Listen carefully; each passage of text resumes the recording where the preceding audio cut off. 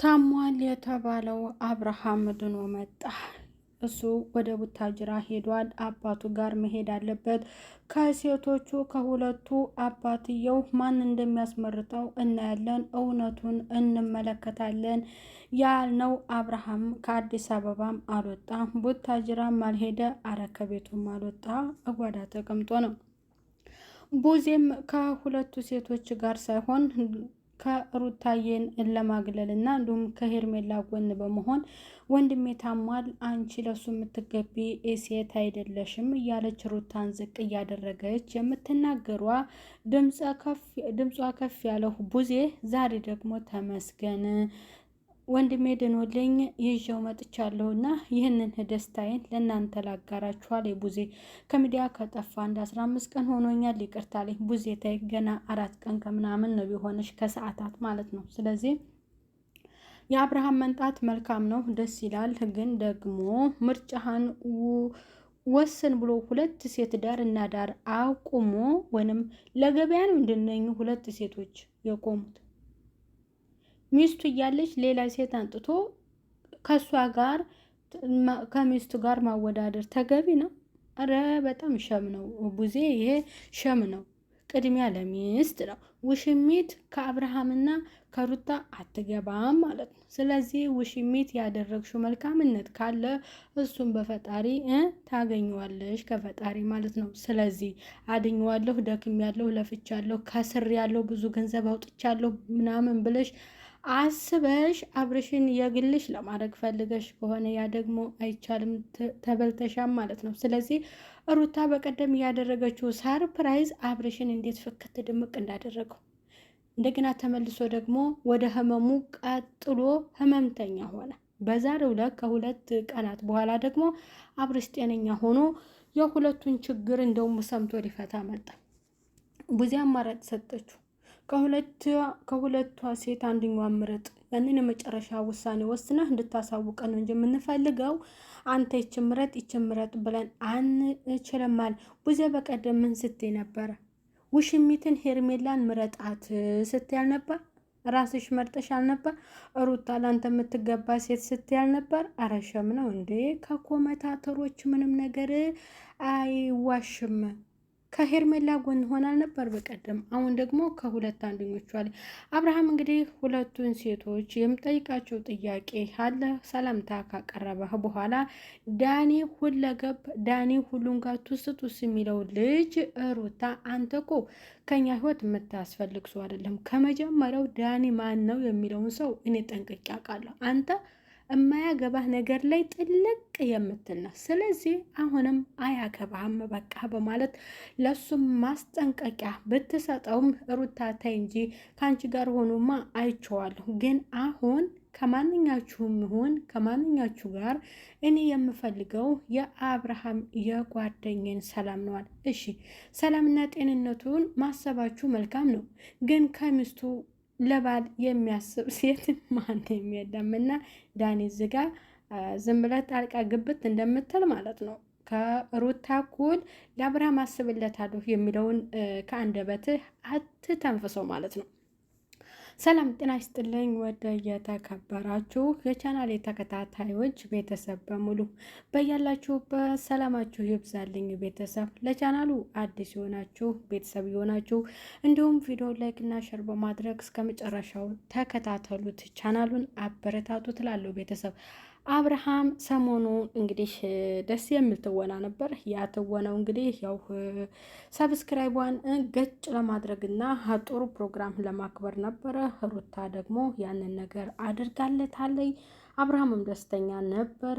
ግን ያችኛዋን ደግሞ ጊዜ ካከበሩ በኋላ መለስ ብለው ወደ ሰሞኑ ድራማ ነበር የቀጠለው። ያ ምንድን ነበረ?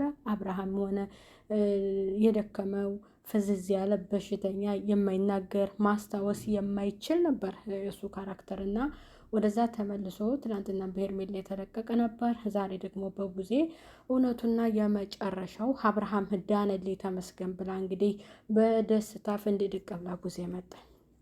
ቡዜ ሰሞኑ ሩታና ኤፋን በጣም ደስ በሚል ሁኔታ ነበር የምታያቸው ከወንድሟ ከዴቭ ጋር ሆና እና በዛሬው ዕለት የአብርሃም መምጣት መልካም ነው፣ ደስ ይላል። ግን ደስታውን መጀመሪያ የነገረችው ለሄርሜላና ለዳኒ ዳኒ ተስቷሳ ሁሉም ጋር ለሚገባው ማለት ነው። ከዛ ለነሱ አንድ ነገር ልነግራችሁና ላማክራችሁ እፈልጋለሁ።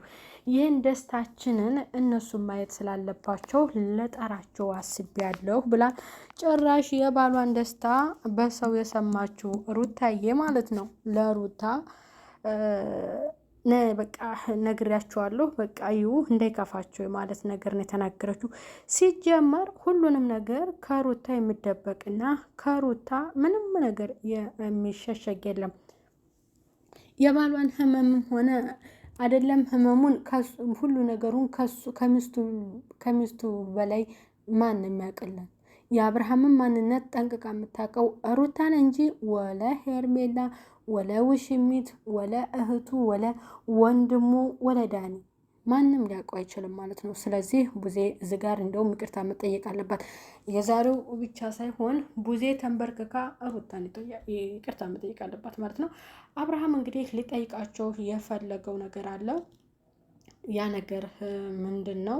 አሁን ስላመመ ዛሬ ነው የዳንከውና ብዙ መናገር በቃ እንድትጎዳብኝ አልፈልግም። ስለዚህ አንድ ውሳኔ ወስን፣ ያም ውሳኔ ምርጫህን አሳውቅ የሚል ነበር የቡዜ። ጭራሽ ድኖ መጥቶ ሁለት ከብት አደረገቻቸው። እንደ እንሰሶች ናቸው እንድነኝ ሰዎች። ምርጫ ምረጥ። በግ ልገዛ ነው እንዲያብሬሽ አረ ወይኔ ቡዜት አንዳንዴ ታስቀኛለች ማለት ነው። እንዴ ምረጥ። ኦማይ ጋድ ሁለት እንትን ተቀምጦ ሁለት እንትን ሚስቱ ናት።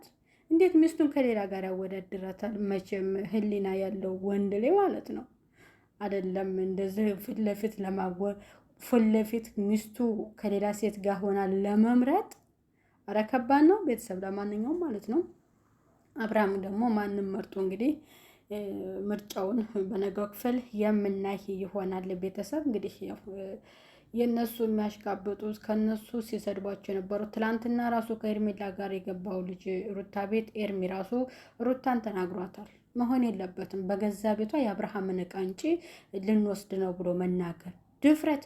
በጥፊ ነበር ማጮል። እኔ ሩታን ቢያደርገ ማለት ነው በጥፊ ነበር ማጮለው። ለምንድን ነው በገዛ ቤቴ መጥቶ የባሌን ንብረት አንጭ ልውሰድ ብሎ የሚናገረኝ ወንድ?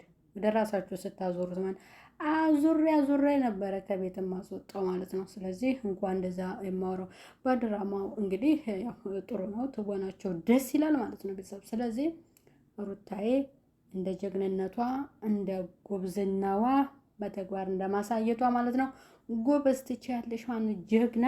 በቃ የአብርሽ የማን ነበር ልጃቸው ስሙ? ወይኔ በቃ የእሱ እድል ነው በቃ ልበል ማለት ነው ቤተሰብና። ምክንያቱም ልጅ ሲወለድ ይዞ የሚመጣው በረከት አለ ብለው በቀደም ፕሮግራሙ ላይ ኤፋ ሲያወራ ራሱ በጣም አስቆኝ ነበር። ስለዚህ ይህንን ይመስላል ቤተሰብ። ቀጥሎ ሌላ ቪዲዮ እስከምንገናኝ በያላችሁበት ሰላም ቆዩ። እንግዲህ ያው የአብርሃም መፈታት ደስ ያላችሁ በላይ ካሳዩ ማለት ነው። ቀጥሎ ሌላ ቪዲዮ እስከምንገናኝ ቻው ቻው።